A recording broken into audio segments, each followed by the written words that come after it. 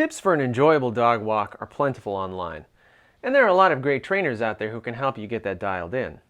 But one thing about being out with your dog that I wish was discussed more is situational awareness.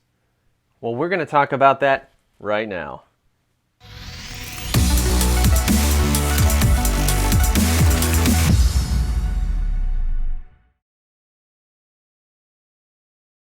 Ian here with Simpawtico Dog Training. Situational awareness. Now, that's a mindset and skill most frequently taught in tactical training. Military and law enforcement organizations put a lot of time and effort into instruction and development in that area. There's a ton of material out there that goes into great detail. And even though we're not stalking bad guys or taking a Zodiac raft across a moonlit bay behind enemy lines, situational awareness is a really useful habit to cultivate no matter where you are or what you do. In fact, driver's ed teaches situational awareness. They call it defensive driving. Athletes need situational awareness on the field, on the ice, on the court, or in the ring. Healthcare providers, executives, and organizations of all kinds encourage situational awareness to lower stress and increase performance. Workers in factories, warehouses, or on busy job sites must use good situational awareness to keep themselves safe. Scuba divers have to practice situational awareness watching depth, tank pressure, their environment, their dive buddy. In aviation, it's a tremendously important skill that pilots use to process many complex and dynamic events happening simultaneously during a flight, and they use that information to guide their actions. There are vast quantities of sensor data available in the modern cockpit, and pilots have to be able to make sense of it and make decisions on the fly. Look, it's all about widening your attention span, learning to look, to communicate, and to understand the potential consequences of not paying attention. This is why we teach children to look both ways before crossing the street. Those principles apply completely to being out in public with our dogs.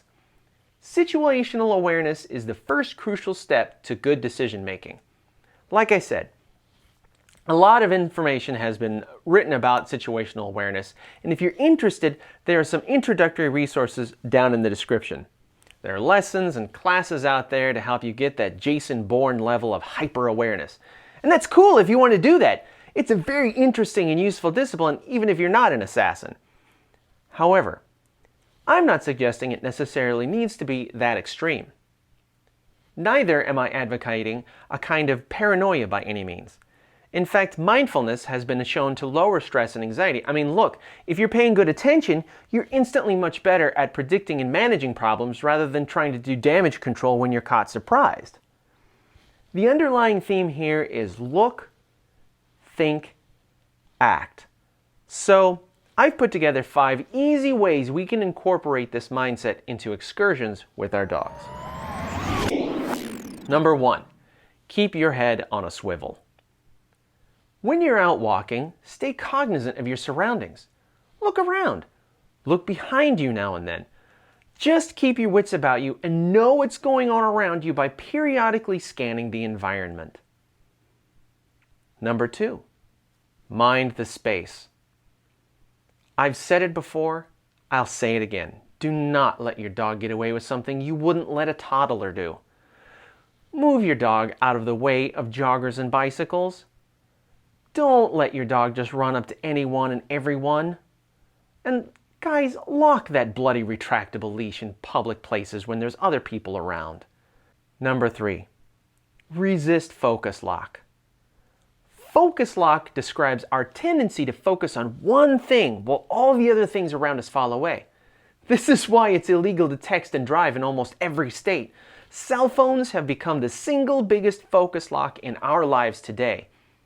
Besides cell phones, I see people all the time in pet-friendly stores so engrossed in whatever they're looking at in the aisle that they're completely unaware that their dog is tearing apart a stuffed toy or intimidating another dog or wandering around a blind corner. It's madness! Don't allow yourself to get tunnel vision. Keep one eye on everything. Number 4, beware normalcy bias. Normalcy bias is a well-documented mental state people enter when facing a bad situation. It causes people to underestimate both the possibility of situations and the possible effects. People tend to assume that since something bad never has happened, it never will happen. It can result in the inability to cope and react when a situation does occur. Folks also tend to interpret warnings in the most optimistic way possible, seizing on any ambiguity to suggest a less serious situation. Normalcy bias manifests as the, I'm sure it'll be fine attitude. Famous last words. Don't be complacent, don't be lazy. Don't assume because your dog is friendly that all dogs are friendly. Just because you've never encountered someone on a particular walking path doesn't mean you never will.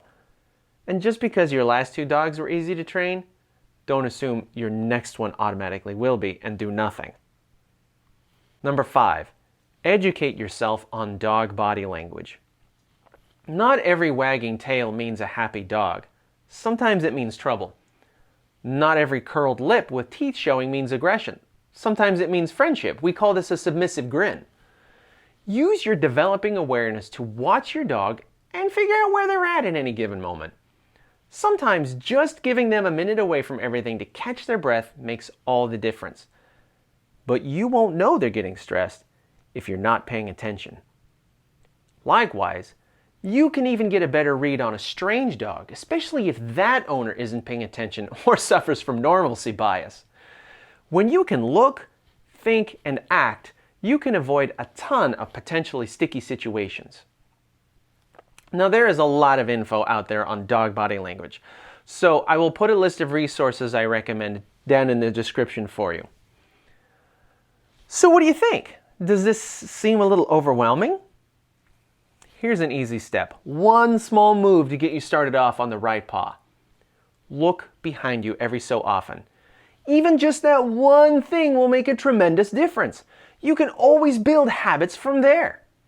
Keep your wits about you, be aware of your surroundings and who's in it, both human and canine, and keep your dog under your control.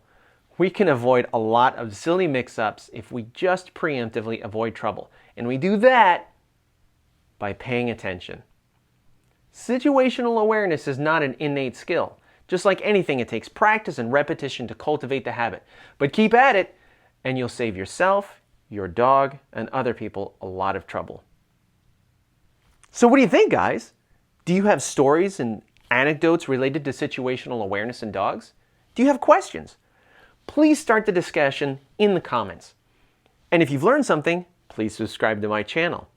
Again, check the description below for resources and links about things we talked about, and shoot on over to the Simpawtico website for more tips and tidbits. Until next time, keep learning, keep practicing, and I will see you soon. Cheers.